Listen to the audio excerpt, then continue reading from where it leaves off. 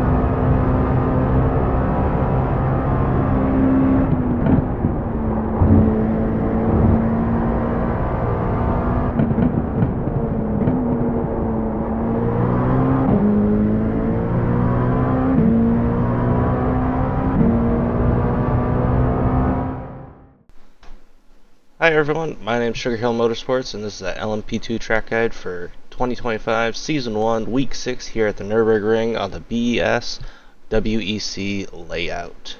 If you made it to this part of the video, please remember to like, comment, and subscribe. Alright, let's move on to the track state. This week, track time is going to be right around noon, so expect fluctuating track temperatures depending on cloud cover. There's also a 29% chance of rain this week, so just be ready for a wet strategy when the rain comes on the radar. Air temps should be right around 18 degrees Celsius or around 65 degrees Fahrenheit. Track temps should be right around 19 to 26 degrees or 66 to 77 degrees Fahrenheit on the track. Track should be relatively grippy as long as there's no rain in sight. Moving on to the Sugar Hill tips of the week. Tip 1, stay focused. This is one of the more technical tracks on the calendar with a lot of turns with minimal braking markers, so it's very easy to overshoot them and lose a lot of time. Tip 2, get a decent amount of practice here this week. As previously stated, this is one of the more technical tracks on the calendar. Some of the corners don't have clearly defined braking markers or throttle zones, so you really just need to know the track by heart. Tip 3, be ready for a lot of traffic. It's a very narrow, windy circuit with a lot of turns that come up pretty fast. Just be patient and try to optimize it the best that you can. And extra tip 4 for this week, it might be worthwhile to bind your throttle shape dial. Being able to turn that up will definitely help in some of the earlier turns where throttle application has to be very, very light. Let's move on to the track guide portion of the video now. Moving down to turn 1, you want to start braking right around the 100 meter board or just as you approach the red and white curb on the left hand side. You want to start turning in just after the pit lane exit. And really your goal here is to try to put 2 tires on the red and white curbing on the inside of the corner. The car will kind of slam down right after exit, so what I like to do is at the apex I start turning a little bit more than 90 degrees to take advantage of the compression zone when the car slams down into the track. What that does is it allows you to get a lot of rotation out of the front end of the car, so you can start getting it to the right hand side of the track and open up turn 2. Turn 2, it's a very light braking zone. You start braking as you go past this little walkway or access road on the left hand side. It's definitely tough to see but really it's just 5 or 10% braking all the way down to the apex, and just trying to get a little bit of rotation out of the car. Not too much, because you're not really carrying too much speed here. Just after the apex, though, you want to start throttling up. Throttle up is kind of tough because you can't really see the outside of the track to get a real good idea where you're going. So this is like what I was talking about, is like you need to know the track and get a lot of practice laps. You'll get a good hang of that. What you'll want to do here for turn 3, you'll want to make sure not to put too much of the car over this curb. You really want to keep 2 left-hand side tires on the tarmac here. If you put them over this white line, that will result in an off-track. The off-tracks are pretty strict here, and it's easy to definitely carry too much speed out of turn 2 and then get an off-track here before turn 3. Turn 3 doesn't really have a braking marker. It's really as soon as you get off the curb. You don't want to brake on the curb because the curb's pretty slick and it doesn't provide a really great braking surface.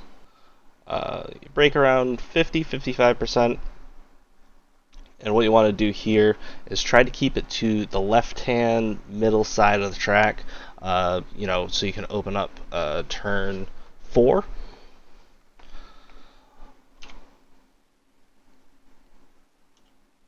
What you want to do here is use as much of this curb here on the left-hand side as possible. Definitely want to try to keep your right-hand side tires on the white line without going over, or that will result in an off-track. But your goal here is really to trail brake in. I definitely could have trail braked a little bit more and carried a little bit more speed in, but this is one of the corners that you don't want to overshoot, or you're going to really mess yourself up for this next corner up here. As I said before, you kind of want to keep this to the middle or left side of the track, so you can open up this next corner. In between each corner, you want to just add in a decent amount of throttle. What I like to do is, once when the car straightens out, I start turning into the apex. As you turn in, you just get off the throttle a little bit and let the car get a little bit more rotation. I like to upshift as well, because I find first gear here is a little twitchy, so just upshifting, short shifting to second, and then getting on the throttle fairly early and trying to carry a lot of speed out of here, out of, I believe this is turn 5. Off track here is a little finicky. I find using the darker green square is kind of a no-go zone. This is about as much as you can take without getting an off track. But really your goal here is to just aim for this lighter green bit of just gray tarmac, green tarmac here, and then use all the access road here on the exit.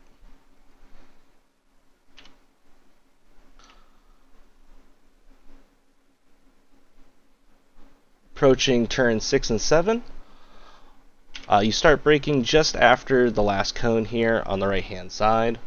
It's about 60% pressure, and then you'll be downshifting to third for this first corner. Just after the apex, you can get on throttle a little bit, kind of speed up this little middle section here. And then just as this curb on the left hand side starts to end, that's when you want to get on the brakes about 50%, and then start downshifting all the way down to first. Once when you reach the apex, you just get on throttle fairly hard, and then just let the car ride all the way out to the curb. You can actually use pretty much everything here, even a little bit of the gravel, without getting off track.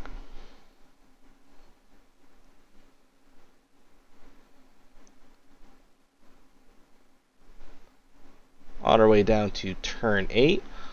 Turn 8 has a decent amount of camber here that you can take advantage of, and you kind of want to treat this as a double apex. So you get on the brakes fairly late.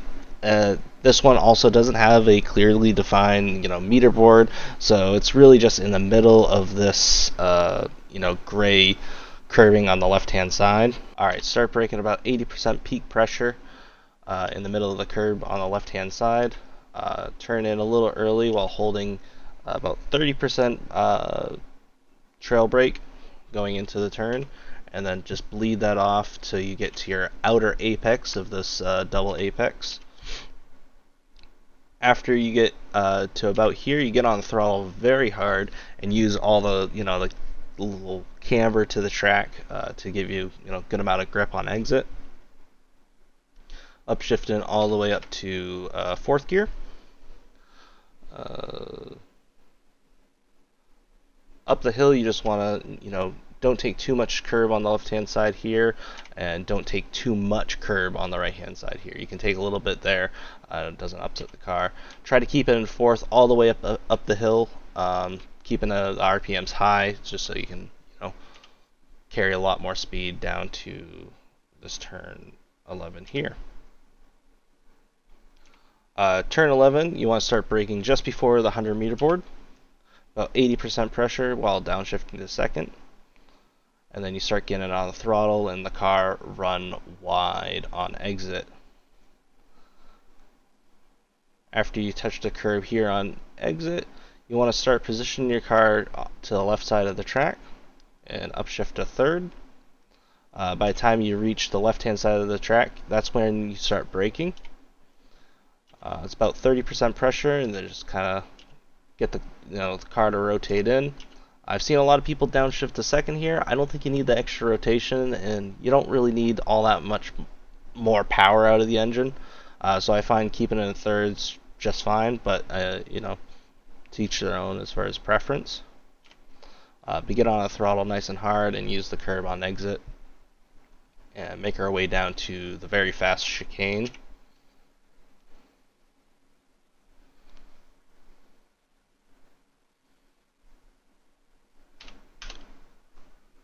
The chicane up here, you want to start braking around the 50 meter board, about 50% pressure, and just downshift once to fourth gear. You want to turn in, and what you want to do here is really just clip the bright white and red bollard kind of curb here without touching too much of it, or it will result in an off track. I believe once when you get too much of this curb here, it's really just your right side tires going across the white line that causes the off track. But you can use a lot of curb there. As soon as you touch this apex here, just just floor it on your way up the hill.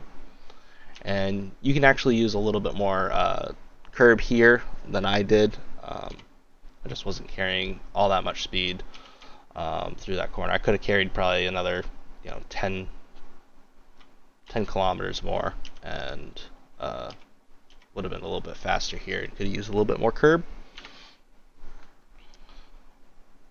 Moving on to the last corner here.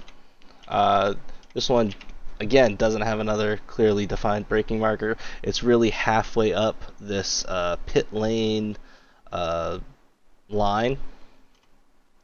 It's about 60% pressure, and you just trail brake in, and then meet your apex right around this tire barrier, at the end of pit lane, and then get on the throttle fairly hard and let it run out all the way to the curb on exit, and then meet your start finish line fairly close.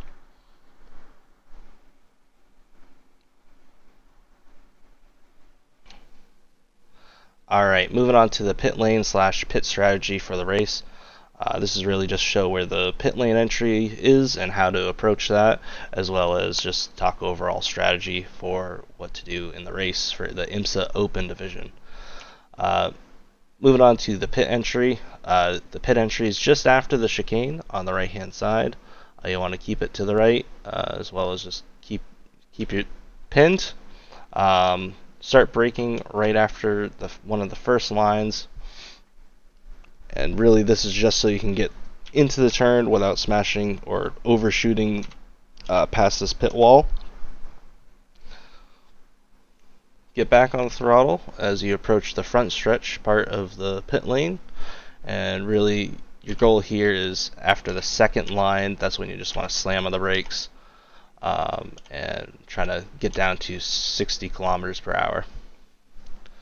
For this race, the lap times are relatively long, right around probably 146 for race pace.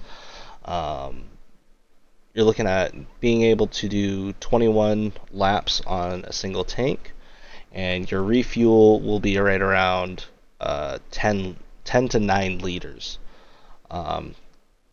Expecting to use about 2.9 liters per lap. I'd recommend not taking tires here, just because with the pit stop being so short, you really don't have time for it. And with that, that's the end of the video. Thanks for making it to the end, and hope you guys enjoyed. My crown, that's the type of my sound. Better rise up when the drop is.